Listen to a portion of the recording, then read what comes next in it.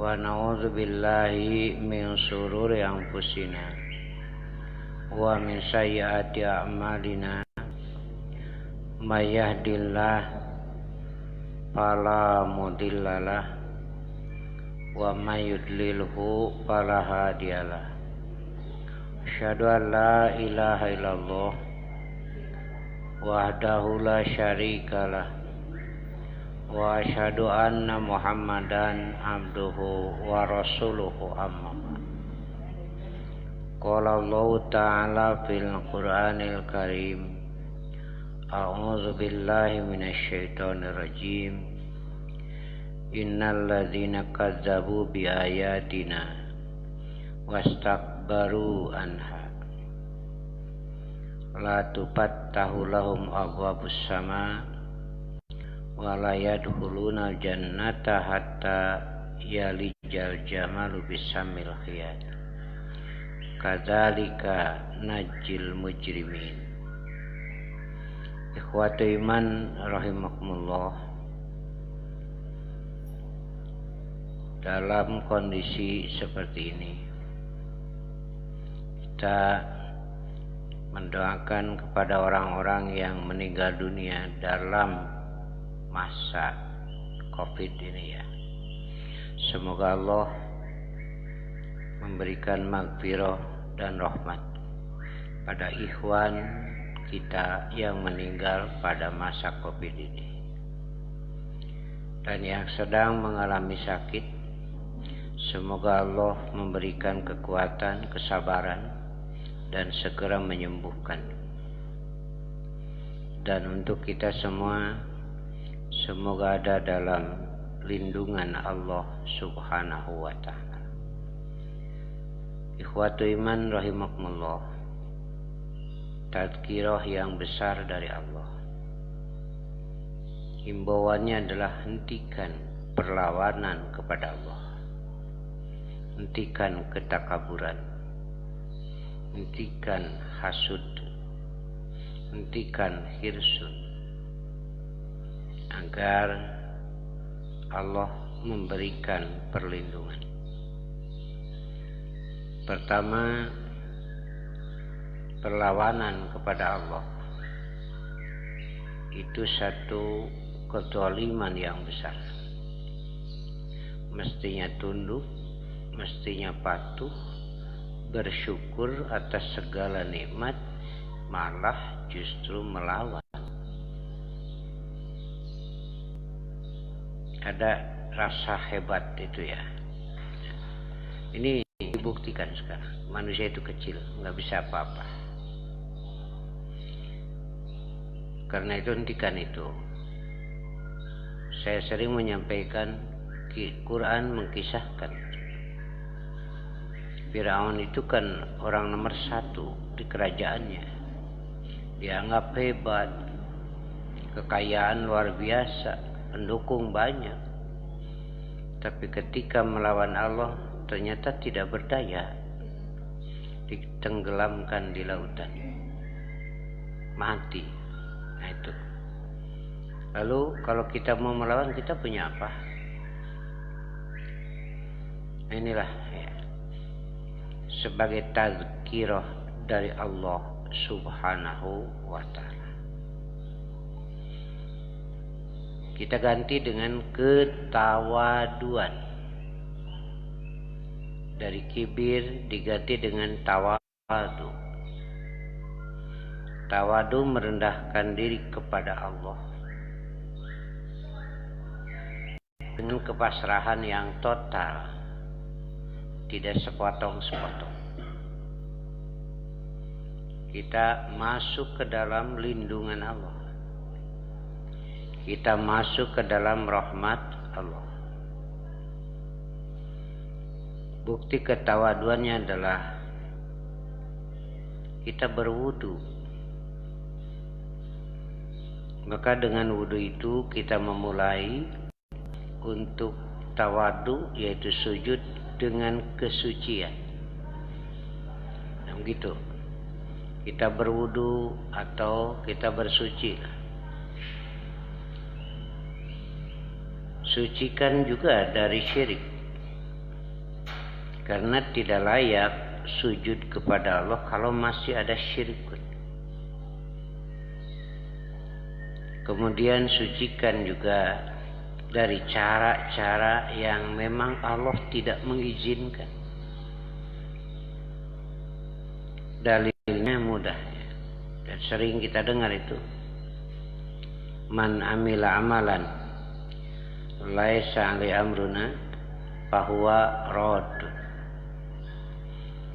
Siapa yang beramal, mengamalkan satu amal yang bukan perintah kami, maka amal itu tertolak. Karena itu kita berusaha, kita bersihkan hati, kita bersihkan jasad kita, bersihkan baik alawiyah maupun zahiriyah, lalu kita sujud kepada Allah Subhanahu wa ta'ala. Maka orang-orang yang sujud kepada Allah, Allah akan melindunginya.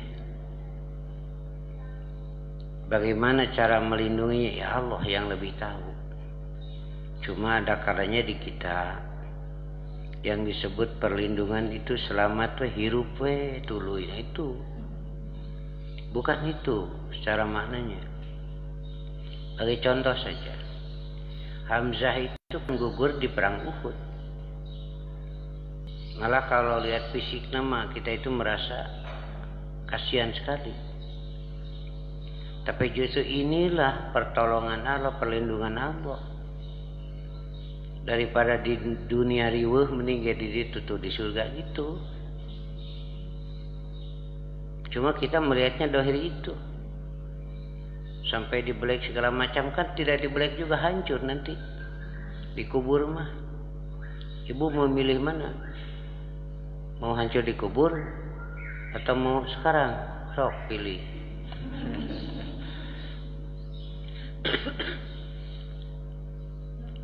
Di Lenggong itu mengadakan pembentengan itu, kuburan di benteng ditertibkan.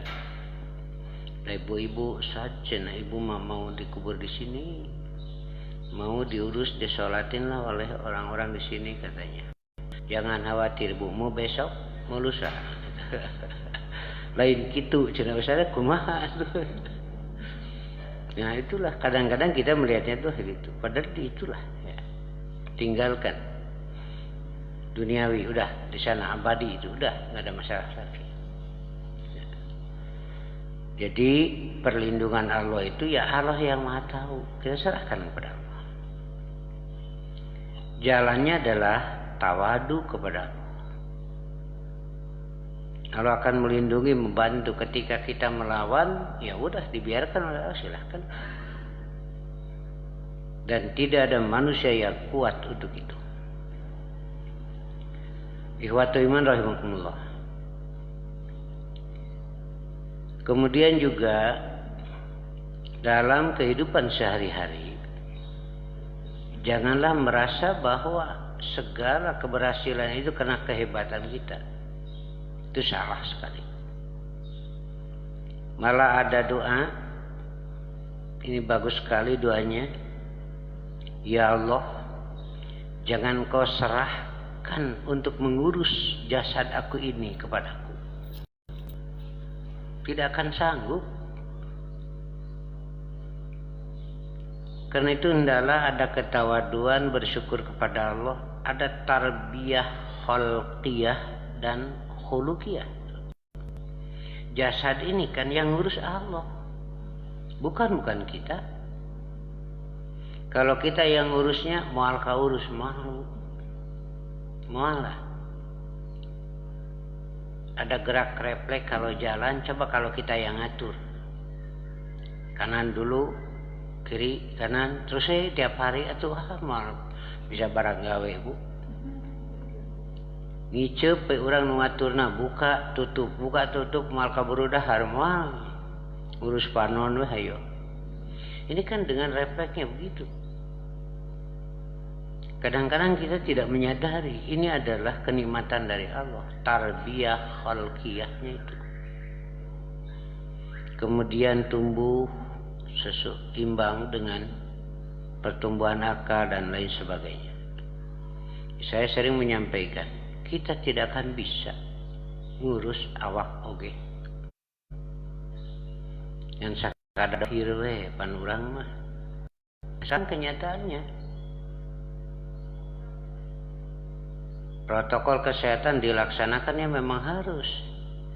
Tapi kan kenyataan yang kena katanya informasinya pejabat, kan pejabat menjaga kesehatannya luar biasa, malah ada dokternya pribadi, dokter pribadinya. Tapi waktunya kena, ya mau apa lagi? Carilah alasan, silakan yang lain gitu. Nah itu. Jadi inilah yang harus kita syukurkan, kita tawadu pada Allah. Karena saya seperti ini bukan keinginan saya. Bukan keinginan bapak, keinginan ibu. Kalau hidup itu menurut keinginan saya, merenang kahayang majangkung badak. Gitu kan. Tapi ini kenyataannya. Kita nggak bisa apa-apa kan. Iya. Pandai sarara gehayang irung mancung.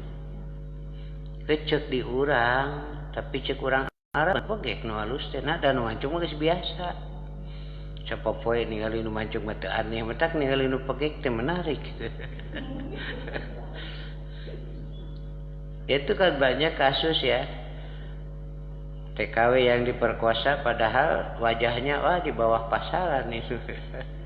Nah, begitulah. Kalau keinginan kita ini tidak akan sakit. Tapi kenapa sakit?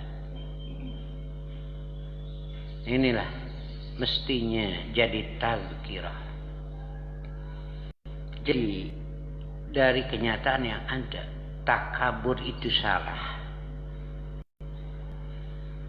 Tuh, menurut akal saja takabur itu salah. Dan menurut syariat hukumnya haram. Ancamannya disampaikan oleh Rasulullah. La yadkhulul jannata man kana fi qalbihi mithqala dzarratin min kibrin. Tidak akan masuk surga orang yang di dalam hatinya ada sebiji sawi dari ketakaburan. Itu akan menutup untuk menerima kebenaran itu. Makanya definisi takabur sombong adalah batrul haqqi wa ghamtun nas. Menolak kebenaran dan menghina manusia. Itu definisinya. Dalam surat Yasin ayat ke-9-nya kalau tidak salah. Wa ja'alna min baini aydihim sadda wa min khalfihim sadda fa'agsaynahum fahum la yubsirun. Dari depan kami adakan penghalang. Dari belakang ada penghalang. Dan kami tutup penglihatannya. Maksudnya manusia sudah terhalang, terkurung oleh ketakaburan, hidayah sulit masuk. Kebenaran nampak di hadapan pun tidak bisa diterima. Inilah satu keanehan. Diceritakan dalam Quran juga ada, ya, dikisahkan dalam Quran. Banyak itu. Kebenaran-kebenaran nampak di hadapan mereka, terlihat. Inilah kekerasan hati, ketakaburan. Itu kan ada peristiwa di zaman Nabi Musa. Ada yang membunuh, kemudian jasad yang dibunuh diletakkan di antara dua qaryah, kampung, untuk menghilangkan jejak. Lalu ribut masyarakat. Maka yang membunuh ini kan ke depan menjadi seakan-akan pahlawan. Kita cari siapa yang membunuh. Kita datangi Musa. supaya memberitahukan, menunjukkan. Ini kan ada niat jelas. Ringkasannya, Allah perintahkan pukulkanlah sebagian dari daging sapi itu, lalu hidup biiznillah, dengan izin Allah.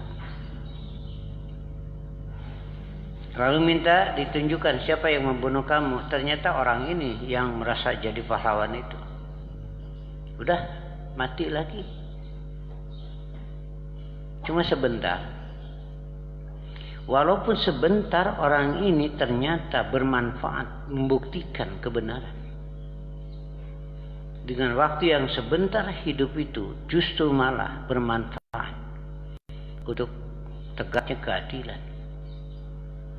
Nah, inilah pelajarannya. Kadang-kadang kita hidup ini lama tapi kebenaran tidak nampak. Tanggung jawabnya kan besar ini, ya. Gitu. Inilah ibrah bagi kita semua. Jadi yang pertama adalah hilangkan takabur. Kalaupun merasa diri besar, wajar, nggak apa-apa. Tapi jangan sampai takabur, menolak kebenaran. Merasa berbangga dengan keberhasilan wajar, tapi jangan melupakan Allah. Merasa hebat, merasa gagah, ya silahkan. Jago dunia, jago tinju dunia. Akhirnya seperti apa? Allah buktikan itu. Jadi kebanggaan wajar, tapi jangan sampai meningkat menjadi takabur, menolak kebenaran. Begitu. Ya, itulah satu. Kemudian yang kedua ada al-hasadu. Itu kan sama menutup kebenaran. Ketika ada hasud, nah biasanya tertutup pandangan itu, benar itu tidak terlihat benar. Salah saja. Seperti orang-orang Yahudi di zaman Rasulullah, mereka tahu Muhammad itu benar Rasulullah. Karena mereka sudah tahu dari kitab mereka itu. Tetapi karena ada hasud, sulit juga menerima kebenaran. Hasadan min indi anfusihim. Lalu solusinya apa? Kalau takabur kita ganti dengan ketawaduan, kesadaran bahwa yang maha segala-galanya adalah Allah. Nah, hasud ini lalu diarahkan oleh Rasulullah menjadi ghibtah namanya. Jadi panas hati itu modal supaya meningkat. Tetapi hendaklah terarah, terkendali. Contohnya, kalau teman kita sudah hafal 15 surat, hari urang ngan tilu gitu. Panas hati, ingin, nah itu bagus. Lalu berusaha ngapalkeun, saya juga bisa lah gitu. Tapi kenyataannya teu aya panas hati batur leuwih loba tiis we, abdi mah teu panasan. Sidik kudu di dinya mah. Tapi lamun kana duit batur menang leuwih loba panas. Komo awewe mah. Nah gitu kan. Diarahkan itu, dikendalikan. Kemudian juga Allah berikan nasihat. Jika panas dengan duniawi, ini ada ya catatan. Kalau kamu dapat kecil, berarti hisabannya ringan, jangan seetik, gitu kan? Tapi kalau besar berarti hisabannya lebih kan, dah loba, gitu. Jadi kita berpikirnya positif. Kecil ya hisabannya ringan, itu aja. Jadi ieu teh teu kudu loba teuing mikir teh, ngaha ngan 50.000-an pikiran teh. Coba menang 1 juta pan pikirannya kudu mikir 1 jutaan. Nah gitu. Ini ada yang bikin rumah. Nah ini kusen pintu dapur belakang.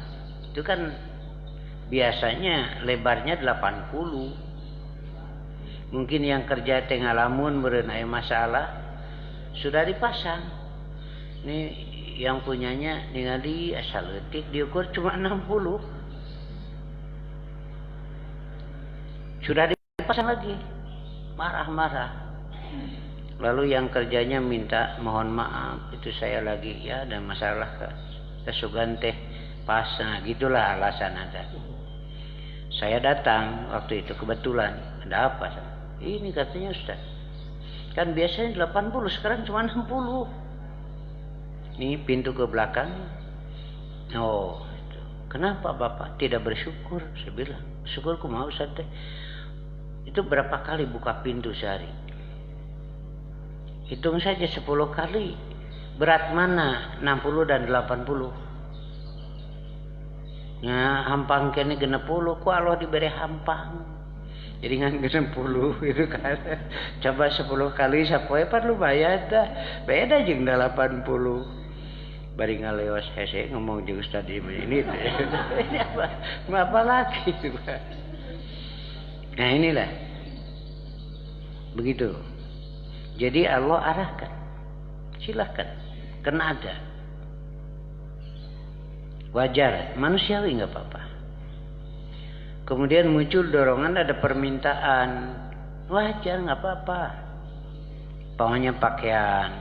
Malah diarahkan oleh Quran. Khudzu zinatakum inda kulli masjid. Pakailah pakaian itu ketika ibadah pada Allah. Silahkan. Nggak disalahkan ketika dipakai pakaian untuk keundangan atau lain sebagainya. Tetapi di sini pengendaliannya adalah jangan sampai pakaian itu tidak berkah. Malah Rasul menganjurkan waktu itu kepada para sahabat, cobalah yang punya 2 lembar pakai 2 lembar. Karena kain itu susah, sulit. Makanya kalau yang miskin itu sampai betis, ngatung, itu karena miskin gitu. Kalau raja itu kan sampai ke bawah. Kalau muncul mesti ngatung, bukan mesti ngatung, bukan.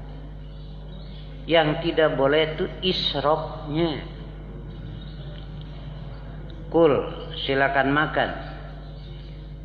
Walbas, dan pakailah. Watasodak, dan bersodakohlah. Bi ghairi sarofin walam makhilah. Tidak berlebihan dan tidak sombong, itu aja. Walaupun ngatung, kalau sombong ya nggak boleh. Ini yang paling tidak mikiran jadi hese. Sarawek tapi sombong. Panahnya mah sarawek teh. Kalau dulu kan merasa terhina gitu.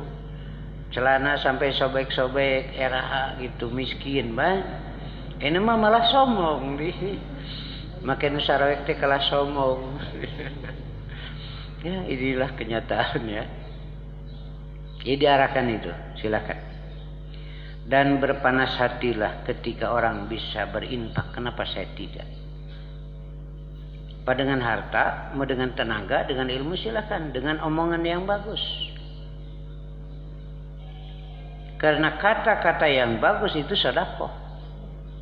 Ada nilai di sisi Allah. Senyum, kata-katanya bagus, ada salaki datang, itu sedekah, ada pahalanya. Nah, sena tuh meni baud beres salaki teh. Iya, kakara seuri mun tanggal 1. Nah gitu kan. Ma'ruf itu. Qaulun ma'ruf. Ucapan ma'ruf itu bagus sekali. Kenapa? Semangat kerja suami tergantung ucapan ibu. Rasa tenang di rumah tergantung ucapan ibu. Tidak senang di rumah tergantung ucapan ibu.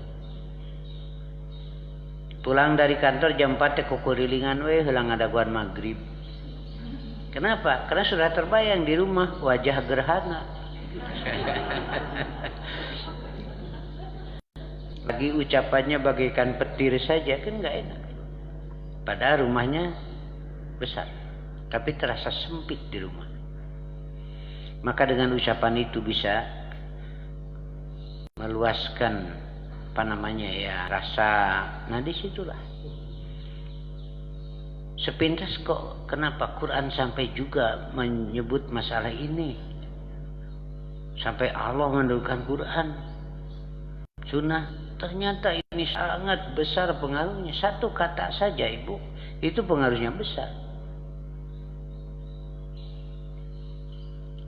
Kamu teh cek ibu, bapak pilih badai tuangan tuh, bapak teh bari ngomong nanti kucap mual sakit tuh ibu, perasaannya seperti apa?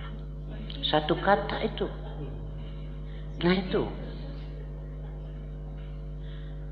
nggak banyak tapi bisa mengubah sikap orang. Pamannya ibu teh merasa melang ke salaki bagus ini, biasanya jam 4 pulang, ini setengah 6 belum. Mungkin macet atau ada masalah. Nah itu kan bagus. Semoga cepat pulang selamat. Lalu ibu ngomong ke tetangga. Kebetulan tetangga hatinya lagi tidak beres. Ini bisa mengubah pikiran dan perasaan ibu. Ibu ngomong ke tetangga, ini melangi pun lanjut can balik. Biasanya jam 4 ya setengah genep. Tetangga dengan tilu kecap cuma 3 kata saja itu bisa mengubah. Cek tetangga teh lalaki ayeuna teh sakit tuh. Itu bisa mengubah itu. Jol kabayangkeun teh goreng we. Salaki teh jol ngomong we ka budak nya meuni melang mamah mah mangkani bapak sia oce tuhnya kayak itu teh. Jadi jelek itu. Nah, itulah. Makanya inilah ma'ruf itu ya. Jadi kadang-kadang muncul omongan-omongan buruk ketika hasud ini. Nah, makanya petunjuknya ketika ada panas hati, ada rasa tidak senang sama yang lain karena kemajuannya, enggak apa-apa, tapi jangan diomongkan itu aja. Jangan ngomong gitu. Da aya panas mah tapi tak ngomong gerasok. Salamat. Karena bahaya itu kalau sudah diomongkan, sudah dilakukan. Nah begitu. Lalu dengan didikan dari Nabi terarah. Para sahabat datang kepada Nabi, ini panas hati. Datang kepada Nabi, ya Rasulullah, saya ini ketinggalan. Gak enak itu. Kenapa? Kata Rasul, yang kaya salat, saya salat, sama kan? Yang kaya saum, saya juga saum, sama. Yang kaya infak, saya tidak. Ini panas hatinya. Nah begitu. Di orang kan batur infak ya sepi weh. Lalu Rasul mengarah, aku tunjukkan kepada amal, jika kamu amalkan tidak akan ada yang bisa menyusul kamu. Kamu paling depan. Begitu. Kecuali orang-orang yang sama mengamalkan seperti kamu. Kata sahabat, apa itu? Baca subhanallah 33 setelah sholat. Alhamdulillah 33. Allahu Akbar 33. Kemudian di keterangan lain, hitunglah dengan jari tangan. Kenapa hitungnya dengan jari tangan? Karena jari tangan ini nanti akan ditanya, dipakai apa? Mas'ulatun mustantiqatun. Nanti ngomong ini dipakai apa? Nah, diantaranya adalah dipakai tasbih, dipakai tahmid, dipakai takbir itu. Saya jarang, dan ini pernah saya sampaikan, keterangan ini jarang saya sampaikan. Baca subhanallah setelah salat boleh 10 kali. Kedul tah lumayan. Iya. Subhanallah 10, alhamdulillah 10, Allahu Akbar 10. Itu hadisnya ada. Silakan. Boleh. Ini Jangan ditinggalkan ya. Kenapa? Ini nilainya besar. Satu kalimat nilainya 10. Bayangkan itu. Kalau 33 nilainya 10. Nah, baca 10 kali juga nilainya sama. Subhanallah 10, alhamdulillah 10, Allahu Akbar 10. Satu kalimat nilainya 10. Berarti 1500. Itu kan besar sekali nilainya. Jangan ditinggalkan itu. Ya, kalaupun baca 10, subhanallah, alhamdulillah 10, Allahu Akbar 10 satu kata kalau bahasa Indonesia. Kalau bahasa Arab satu kalimat dibalas 10 berarti 1500. Ya. Betul, Bu? Udah dihitung. Berapa? 300 ya Ustaz. Ya kan sholat itu 5 kali. Berarti cuma 1 kali ini sholatnya sehari. Ya kan sholat itu 5 kali ya. Jadi 1500 kan. Iya. Gitu. Nih diarahkan ya. Jadi rasa bangga wajar ada, tapi mesti terkendali, diarahkan. Yaitu dengan meyakini ada yang lebih daripada diri kita. Nah, kepada yang lebih kita tawadu. Kedua, ada rasa iri, wajar, manusiawi. Dikendalikan menjadi ghibthah. Diarahkan supaya jadi kebaikan. Tidak menjadi huru hara. Kemudian yang ketiga ada hirsun. Semua manusia ada. Ingin nomor 1 itu kan wajar, nggak apa-apa. Kalau di sekolah kan kalau anak kita ranking 1, ibu kan berbangga, itu wajar. Ranking sabaraha, ranking ke-4, muridnya 3. Itu kan termasuk 10 besar teh ibu teh bangga gitu kan. Wajar itu nggak apa-apa. Ingin nomor 1, nah gitu. Kan hirsun itu begitu, ingin nomor 1. Gitu. Ingin banyak, gitu kan Bu ya? Ingin banyak. Kalau tidak dibatasi ini kan rusak, maka perlu batas. Makanya ibu ngomong sama suami. Boga salaki eueuh kamajuan. Batur geus 4 ieu mah anger we hiji.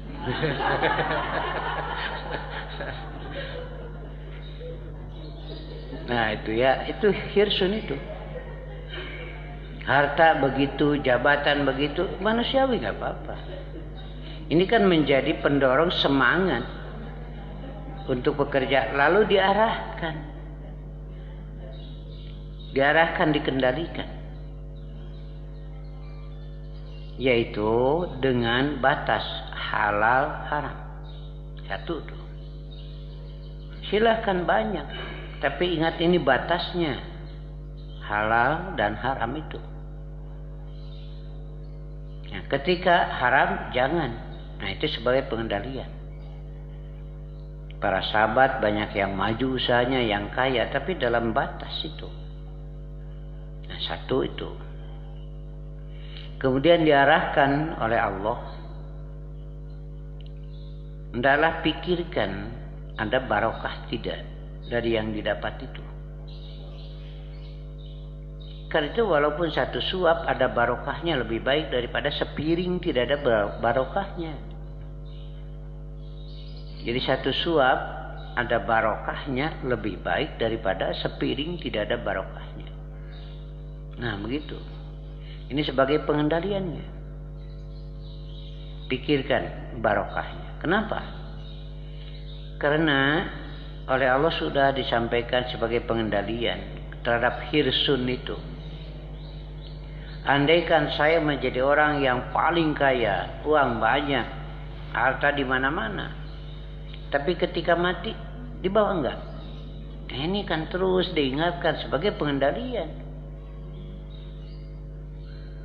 Malah ini sering disampaikan dalam Quran, Sunnah juga terus diarahkan. Ketika sakaratul maut berjuang sendiri. Keluarga yang hadir nggak bisa apa-apa. Kalau perlu dokter hadirkan, dukun hadirkan, silahkan. Ketika sakaratul maut bisa nggak menghalangi? Nggak ada. Keluarga juga nggak ada yang bisa menghalangi. Padahal yang kita bela sepanjang hidup. Anak pamajikan teu bisa nanaon orang keur sakarat nu dibela ku urang teh. Pamajikan ceurik we. Teuing hatena mah. Atau istri mengalami sakaratul maut, suami bisa apa? Nggak bisa. Jago silat, silakan, bisa nggak? Atau ahli dalam teknologi, silakan. Nggak bisa, tinggal berjuang sendiri. Harta nggak bisa. Tanah yang luas tidak bisa, udah. Nah di situ sudah mulai kan, semua dilepas itu. Nah begitu. Kalaulah kita tidak mengendalikan hawa nafsu sekarang dengan hirsun, maka ternyata yang kita inginkan ketika hidup segalanya tidak bisa apa-apa. Nah, inilah pengendalian itu. Silakan banyak, tapi kendalikan. Hirsun itu wajar sebagai pendorong, tetapi coba usahakan yang positif. Yaitu ingin nomor satu dalam kebaikan. Nah, mulai diarahkan. Seperti contohnya ini istinbat saja. Kalau bapak-bapak sholat berjamaah, maka saf yang paling depan itu yang paling besar pahalanya.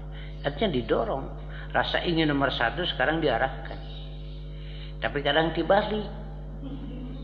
Hari Jumaah mah kajian tihula datang, angre dijuru di tukang. Ini ada hadis ya.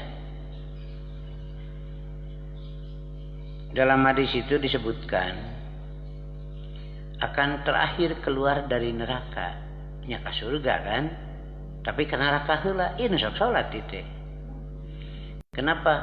Yang selalu mengakhirkan dirinya dalam saf. Waktu kang kabature mangati payun, gitu. Padahal didorong pas tabikur, ini mestinya rakus itu di situ ya. Tapi ternyata malah begitu. Nah, di neraka nanti keluar yang mukmin, yang salat, ya belakangan kenapa? Kan begitu. Dia itu legowo, mangawet dipayun gitu. Di neraka ge kene abdi macam teh pengker. Nah, ini ya. Jadi diarahkan di sini. Ihris ala ma yanfa'uka. Itu arahan dari Nabi. Kalau kamu mau, kalau istilahnya rakus, ya bukan apa lah ya, bahasanya yang lebih baik lah. Hendaklah kamu kuat keinginan kepada yang bermanfaat. Nah begitu, ini arahannya. Dan juga jika ada rakus kepada dunia biasanya, lalu diarahkan. Yang baik adalah qanaah. Tahu qanaah bu? Iya. Ada di ibu qanaah? Ih, cenah tatangga abdi qanaah. Begini. Ketika hirsun pasti jadi beban. Pasti jadi beban. Mempertahankan yang ada dan berpikir mengambil yang belum. Ini kan jadi beban terus. Jadi hidup itu beban begitu. Dan Rasul sudah memberikan gambaran hawa nafsu manusia. Jika satu ingin dua, jika dua ingin tiga, dan seterusnya. Baru berhenti kalau sudah disumbat mulut dengan tanah.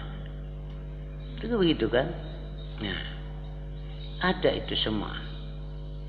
Lalu Rasul mengajarkan qanaah. Nah, kalau qanaah beda, tidak banyak beban. Jadi seringkali kita berpikir jumlah tanpa memikirkan kesiapan memikulnya. Makanya banyak yang depresi, stres, segala macam ya karena itu. Tenaganya tidak disiapkan. Ketika ada yang datang kepada saya minta didoakan karena mau nyalek itu, insya Allah saya doakan. Cuma saya bertanya, kalau kali itu lebarnya 5 meter, walungannya kali itu, kamu sanggup melompat berapa meter? Kalau sanggup melompat 4,5 meter, baru saya bantu dengan doa. Kalau kali lebarnya 5 meter, kemampuan loncat 2 meter, didoakan gak anggar we tereh 3 jeburna. Kenapa? Karena tidak siap itu. Nah ini. Nah makanya diajarkan qanaah. Terima apa yang Allah berikan. Kenapa? Karena kita tidak bisa mengubah putusan Allah. Enggak bisa. Nggak, tidak ada lain, mesti terima aja udah putusan Allah, jangan riuh gitu. Pernah dulu saya ketika baru punya anak 2 ngomong sama istri saya sebelum berangkat ke pesantren ngajar, coba buat bikin sop kaki ayam. Iya, tuh pesennya, bikin sop kaki ayam. Hah? Ya kan ceker teh kaki. Kan ceker juga kaki. Nah, ngajar pulang sudah terbayang itu. Datang ke rumah cuma ada tahu tempe dan kelihatan istri saya itu ada kaku. Oh ini ada masalah. Ada apa? Udahlah. Udah apa yang ada saya, kenapa? Waktu diangkat bahe gitu tumpah, ya udah kenapa? Apa lagi? Kalau saya terus ngomel, ini kan sudah terjadi. Ya udah, apa yang ada saja kita nikmatilah. Tapi hati mah kesel ya. Wajar kan pesen dari pagi. Tapi itulah kenyataan. Wajar ada kesel, tetapi jangan sampai melahirkan tindakan yang tidak sesuai. Begitu. Nah, gitu.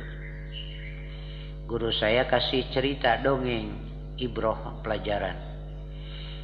Tuh, ada ikan yang kecil mau digoreng, jangan, itu mah untuk dikembangkan, dibudidayakan. Yang gede mau digoreng, jangan, itu mah mau dijual. Nah itu, lalu ada yang mati, baru itu. Mata bodoh hirup. Ini yang mati nih, bangkainya. Dipais, dipepes. Waduh, itu. Sudah tercium itu. Waktu asar, bapaknya sholat asar, si ibu belum. Nah ini kucing sudah terus gitu muter. Karena itu kan mencium itu, pepes itu. Dikeluarkan, masuk lagi. Dikeluarkan, masuk lagi. Masa mesti tunggu pepes ikan nggak sholat? Bingung si ibu, ini kucing lagi terus manting gitu ya, muter. Si ibu lihat kiri kanan, oh ada ini tutup mesin kalau dulu itu. Nah, pepes ikan itu dimasukkan ke sana, tutup, udahlah aman, kucing nggak bisa. Karena dia mau sholat asar. Bapak selesai sholat asar, si ibu sholat. Aduh, meningis ini terciumnya begitu. Nikmat sekali ya. Di mana nih pepes ikan? Si ibu lagi sholat, nasi sudah siap. Kucing terus itu masuk, terus muter cari. Pikiran si bapak, wah kucing ini mengganggu ini. Keluarkan, masuk lagi. Gimana sih? Kemanakan? Kucingnya dikemanakan ya gitu. Supaya tidak mengganggu, dia makan. Dia lihat tuh turup mesin. Nah, kurungan aja di sana, tangkap kucing, tutup aja di sana, udah beres kan. Tunggu si ibu. Lalu ibu datang, mana cina pepes teh? Pak, cina tuh kucing udah aman. Di mana pepesnya? Turuban sama tutup mesin itu. Si bapak melotot, kucing juga justru di situ. Jadi yang makan pepes ikan yang tidak terganggu siapa? Itu. Jika Allah menghendaki begitu, mau apa lagi? Nah, itu. Tetapi bagi bapak dan ibu ini ada nilai lebih mahal dari pepes ikan, yaitu pahala dari Allah asal dia ridho menerima itu. Udah lepas nggak apa-apa ya, kenapa? Tapi di situ ada qanaah, ada nilai dia. Ini yang sering kali kita lupakan. Kalau saya makan dengan ini yang terbayang sate, iya nggak apa-apa. Ini yang ditakdirkan, udahlah. Kenapa repot sih? Nah gitu. Nah ini ya namanya qona. Ini sebagai pengendalian dari hirsun itu. Nah inilah untuk bagian akhir kemarin di sidang Dewan Isbah. Alhamdulillah 10 masalah selesai. Kepada semua yang membantu kami aturkan jazakumullah katsiran. Satu diantaranya masalah budidaya daging. Jadi dari binatang itu diambil selnya, lalu dibudidayakan ini, tumbuh nanti jadi daging. Ini kan tidak perlu lahan puluhan hektar untuk penggemukan. Cukup dina embera ieu mah. Nah gitu. Tapi belum di Indonesia belum. Itu di luar sudah lagi diproses terus ya. Itu jadi daging. Pertanyaannya waktu itu tumbuh, hidup atau mati itu? Satu. Kedua, kalau mati boleh halal makan kalau disembelih kan? Kalau ini kan tidak disembelih, dari dina ember gitu. Ini. Kemudian sel diambil itu dari binatang yang hidup atau binatang yang mati. Kalau diambil dari binatang yang mati, matinya disembelih atau tidak? Itu kan tidak mudah itu. Jadi kalau diambil sel dari binatang yang halal dengan cara halal lagi. Kalau diambil dari sel binatang yang haram, apalagi dengan cara yang haram, ya haram. Nah, ini perlu batasan. Cuma yang terbayang waktu itu juga ada muncul, bagaimana nasib kurban? Kan kurban menyembelih. Nah gitu. Ini kan jadi pandangan yang lebih dalam lagi. Malah kemarin juga beliau memperlihatkan ini, lalu diambil oleh siapa ya? Contoh daging dari kedelai. Kan sudah itu mah. Sudah ada, sudah banyak, sudah diproduksi. Jadi daging itu dari kedelai. Itu. Nah, kalau mau coba ibu bikin gepuk dari bogol cau kan sama warnanya. Gedebong pisang yang bawahnya itu kan seratnya hampir sama, Bu. Tinggal ibu keringkan, keretan ibu. Pakai samarannya samara gepuk. Lalu ibu digoreng itu gedebong pisang itu. Warna sudah sama, Bu. Samarana samara gepuk sok goreng geura, Bu. Kumaha rasana nya teu ngeunah.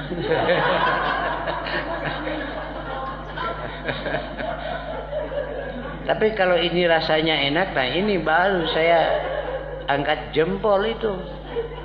Itu kan ada ibu-ibu jago masak, tapi bahannya daging sapi. Kemudian bumbunya bagusnya Pak, mejeuna ngeunah, ada bahannya juga sudah ngeunah. Kalau daging sapi make uyah hungkul kapan ngeunah. Jago masak, bahannya nu ngeunah hungkulnya ngeunah. Baru jago masak kalau ibu bisa bikin gepuk dari gedebong pisang. Rasanya rasa gepuk daging. Nah itu baru. Itu. Hari itu mah bahanna nu ngareunah, samarana lobanya ngeunah. Ya. Inilah. Saya bacakan satu ayat tadi. Orang-orang yang takabur di bumi ini itu kan ruginya besar. Pertama, Allah cabut barokah itu. Hidup itu nggak ada barokah. Apapun yang ia dapatkan tidak ada barokahnya. Subutul khairil ilahi bisyai. Kebaikannya nggak ada. Itu kan kalau harta kehilangan barokah, justru dari harta itu menimbulkan masalah. Sekarang kan begitu. Pembunuhan terus. Begal itu kan kaitannya dengan harta. Sudah tidak lagi melihat siapa. Seolah-olah nyawa itu murah kan begitu. Walaupun pada akhirnya itu putusan Allah mati itu. Tetapi inilah akibatnya kehilangan barokah itu hidup. Begitu juga kekayaan yang bisa diambil dari bumi ini mestinya menjadi kebaikan bersama, tapi seringkali malah menjadi petaka itu. Satu. Kedua, amal baik tidak menjadi amal soleh karena hanya kebaikan manusiawi, malah seringkali kebaikan itu hanya menjadi umpan untuk menarik yang lebih besar, kan begitu seringkali ini. Jadi memberi itu sudah tidak ada keikhlasan. Itu kan ngebagi kaos kayak itu ke dia, maksudnya apa sih? Nggak ada kerelaan, karena sehari-hari nggak begitu kan. Membagi kaos berapa sih harganya? Tak apa tujuannya? Kan ini sudah penyimpangan. Ini mohonlah kepada para calon pemimpin yang ingin menjadi pemimpin, jangan begitulah. Itu kebohongan itu. Wala tamnun tastaktsir. Jangan kamu memberi karena akan mengambil lebih besar. Nah, itu kan hilang itu barokah itu ya. Dan kebaikan itu tidak jadi amal soleh karena niatnya sudah salah. Nah gitulah. Nah ke bapak-bapak merek-merek we. Entong make jeung harapan sugane daekeun tak entong kitu, Pak. Pan geus boga incu bapak. Itu kan sama, itu memberi itu karena mudah-mudahan dia mau. Ketika tidak mau malah marah, itu kan salah. Udah kalau memberi, memberi saja. Nih ada hukum sedikit ya. Ini karena tradisi dulu, tapi sekarang alhamdulillah sudah tidak. Kalau melamar lalu memberi sesuatu, cincin pamannya, tidak jadi, dan dari pihak istri yang membatalkan, nggak ada. Dalam hukum harus mengembalikan. Karena waktu itu akadnya hadiah, nggak boleh diambil lagi, itu haram hukumnya, nggak boleh. Nanti kita dulu kan tradisi begitu ini dihapus, nggak ada dalam Islam. Mere aja udah gitu, jangan banyak itulah. Bapak mere duit ke pamajikan geus tong lo betingnya dapat kahayang. Gitu. Kenapa? Karena kewajiban istri melayani aja gitu. Masing-masing bersiap melaksanakan kewajiban, pasti hak masing-masing kan didapatkan. Jangan menuntut hak, kewajibannya dilupakan. Nah ini ya. Nah itu kemudian juga untuk bagian akhir lah. Mudah-mudahan dalam kondisi ini tidak malah menjadi bencana yang besar karena sikap yang salah. Tawadu pada Allah, buktikan dengan sholat, terima apa pemberian dari Allah, maka kendalikan keinginan, jangan sampai membawa kepada kehancuran. Nah itulah yang saya sampaikan, cukup ya. Tadi aya nu patarasan, bukan waktu sakadap. Sakadap Bu Maya anu dina WA heula nya sakadap. Begini Ustaz, tadi menyampaikan mengenai anu Jumatan. Sapna ti pangker, tapi ini di tempat kami di PC lah gitu nya, arahan dari Koyim anu ngurus gitu kan. Garapor harareup nepi ka cul parkir cul sagala rupi tungtungna tidak tertata atau tidak tertib pelaksanaan itu gitu kan, baik tempat parkir ataupun orang-orang yang melaksanakan Jumat, sehingga ini jadi bahan paduregeng gitu kan. Jadi kabeh hayang ngabring dihareup kumaha untuk hal yang seperti itu yang terima kasih Ustaz. Ya, dalam pelaksanaan ibadah mesti tertib, tenang kan, itu diharapkan. Tapi kondisi sekarang malah seringkali ketenangan terganggu. Motor atau barang gitu kan, kadang-kadang sedang salat itu terganggu wajar. Lalu berusaha bagaimana caranya untuk supaya jamaah itu tidak terganggu besar dengan perkiraan-perkiraan keburukan. Lalu diatur saja, ditempatkan petugas A atau B. Jangan dulu masuk, selesaikan. Boleh. Karena ada masyakoh namanya. Dan tetap ini nilainya baik. Saya juga ingin di depan, tetapi saya punya tugas ini untuk menyelamatkan ini. Boleh, nggak apa-apa. Disiapkan petugas saja nggak apa. Malah kalau dalam kondisinya gawat pencuriannya, ini bisa, pamannya 4-5 orang, nanti belakangan ini jaga. Nanti setelah selesai, ini baru Jumatan, boleh. Kalau kondisi sudah seperti itu.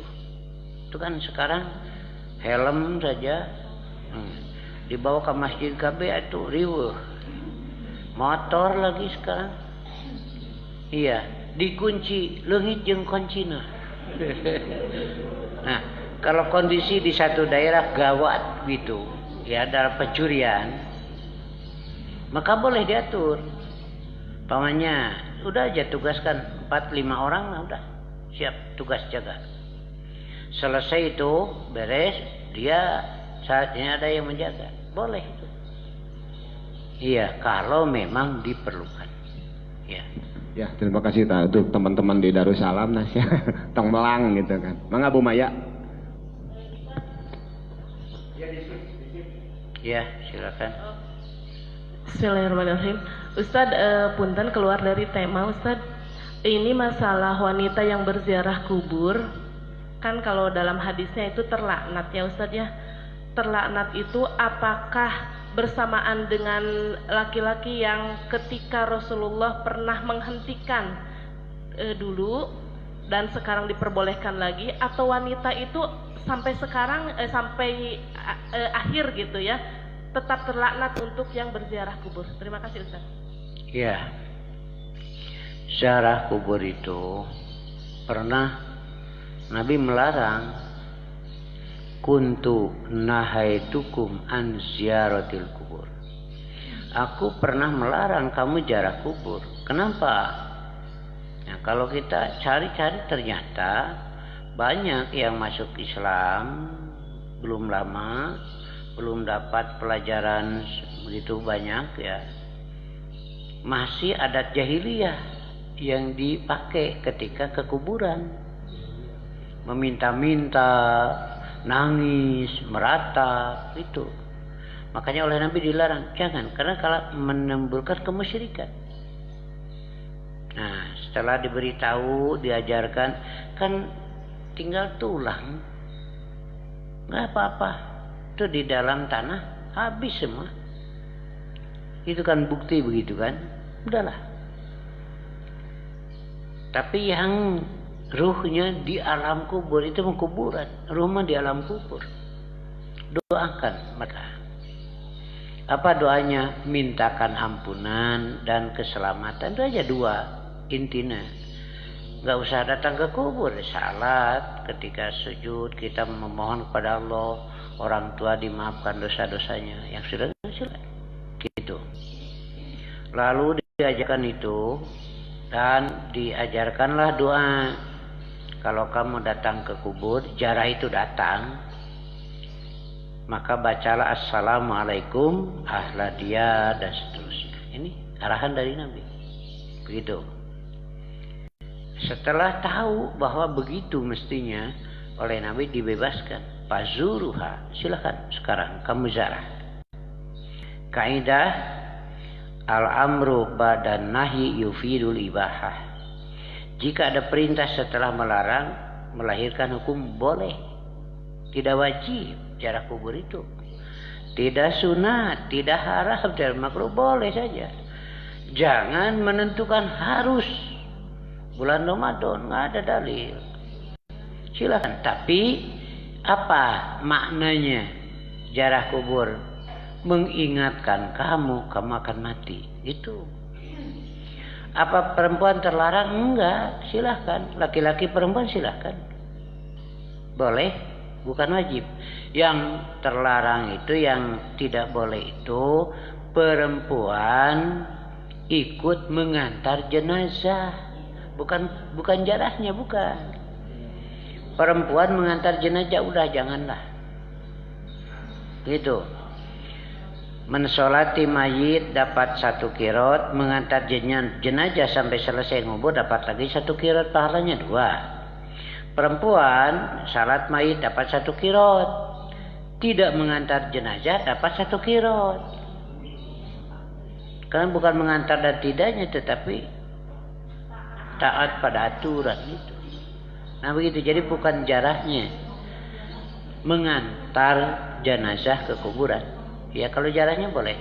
Dan jangan menentukan hari tanggal kapan saja. Dan jangan tertanam harus, enggak. Itu mah boleh-boleh saja. Tidak wajib, tidak sunat, tidak makruh, enggak. Tidak haram jarak kubur mah. Ya. Tidak juga enggak apa-apa. Ya. Cekap Bu Maya. Aya keneh patarosna? Ya, mangga patetang. Bismillahirrahmanirrahim. Seseorang yang rajin melaksanakan ibadah sholat tahajud ataupun duha dan bahkan rawatib sekalipun, kemudian pada akhir hayatnya dia tinggalkan, hanya mengerjakan yang wajib saja, apakah dia disebut su'ul khotimah? Tidak. Iya, bagus ini pertanyaan ya. Ada husnul khotimah, ada su'ul khotimah. Nah, supaya husnul khotimah, budak teh berewe ngaran husnul khotimah. Tete goreng patut. Kenapa? Aduh, karek lahir geus tina maut. Gini. Ukurannya husnun dan su'un itu mesti jelas. Orang ini akhirnya husnul khotimah, su'ul khotimah. Ukurannya mesti jelas. Yang disebut su'un itu adalah ketika melakukan perbuatan yang tidak sesuai dengan aturan Allah. Lalu orang biasanya sholat sunat ketika mengakhiri hidup itu, sholat wajib dilaksanakan, cuma tidak sholat sunat itu bukan pelanggaran, namanya juga sunat. Cuma tidak dapat pahala dari melakukan ini, sudah pahala ini ada kan, cuma akhirnya jadi ya pahala tertinggal sebagian. Dosa ya tidak, kan sunat hukumnya. Pamannya tidak tahajud gitu, tadinya getos sekarang tidak, ya tidak berdosa karena sunat. Begitu, biasanya duha sekarang tidak, ya tidak berdosa, cuma tidak dapat pahala ketika tidak melakukan. Lalu catatan yang lama tidak akan dihapus, itu Allah kan yang mencatat. Nah, ya, jadi jangan berpikiran husnul khotimah itu karena tidak tahajud. Su'ul khotimah bukan. Melakukan perbuatan yang dilarang oleh Allah lalu meninggal dunia, nah itu. Ya, su'ul khotimah. Malah ada yang muslim keluar dari Islam mati. Itu yang pasti itu su'ul khotimah. Itu kan tidak sedikit orang-orang muslim lalu murtad namanya. Ketika murtad dia mati, itu su'ul khotimah benar-benar. Iya, gitu ya, cukup. Cekap patetang. Cekap daya dene sanes. Cekap rupena Ustaz, mohon. Qul hada wa astaghfirullah li wa lakum. Wassalamualaikum warahmatullahi wabarakatuh.